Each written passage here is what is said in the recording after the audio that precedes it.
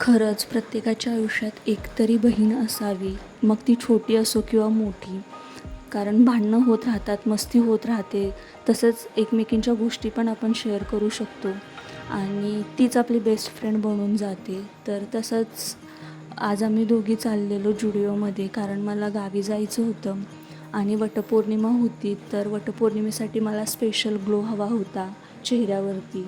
So मी तिकडे shopping करत होती. तोपर्यंत मॅडम इकडे चप्पल वगैरे ट्राय करून बघत होत्या. तिचा टाईमपास चालू होता. तोपर्यंत मी माझी शॉपिंग करून घेतली आणि बाहेर आल्यावरती बघते काय तर पाऊस चालू झालेला. आणि कालच्याच ब्लॉगमध्ये तुम्हाला म्हटलं मी छत्री आणलेली डीमार्टमधून.